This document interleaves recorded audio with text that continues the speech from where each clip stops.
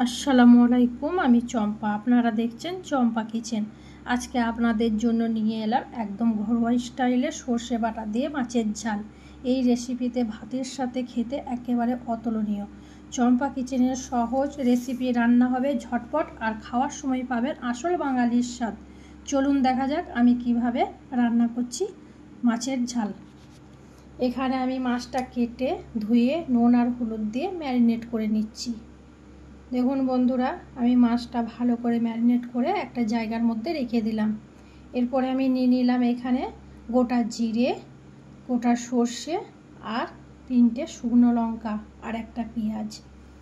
এরপর আমি চাপিয়ে দিলাম কড়াইয়ের মধ্যে দিয়ে দিলাম পরিমাণ মতন সর্ষে তেল, আর একটা একটা করে ওই ম্যারিনেট করা মাছগুলো আমি লাল লাল করে ভেজে নিচ্ছি।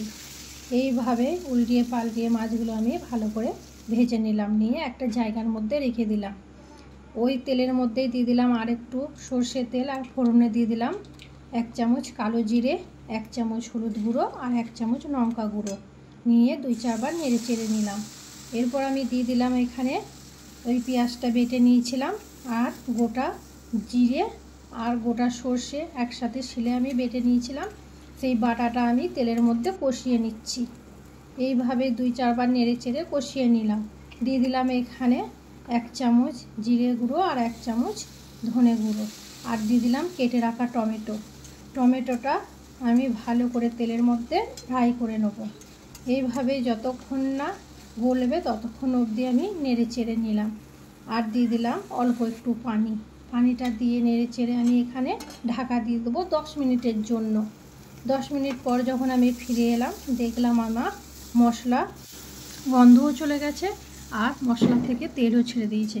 দিয়ে দিলাম এখানে 1 কাপ পানিটা দিয়ে নেড়ে চেড়ে ভেজে রাখা মাছটা ঝোলের মধ্যে দিয়ে দিলাম। এইভাবে সব মাছ কটা ঝোলের মধ্যে দিয়ে 2-4 বার আমি নেড়ে চেড়ে নিলাম। আর দিয়ে দিলাম এখানে কাঁচা লঙ্কা, আর দিয়ে দিলাম এখানে কুচানো ধনে পাতা, আর দিয়ে দিলাম 1 চামচ মাছের ঝোলের মশলা। বন্ধুরা, ভাতের সাথে যদি চান আসল বাঙালির স্বাদ, তাহলে আজকেই এই রেসিপি একবার অবশ্যই রান্না করে দেখবেন।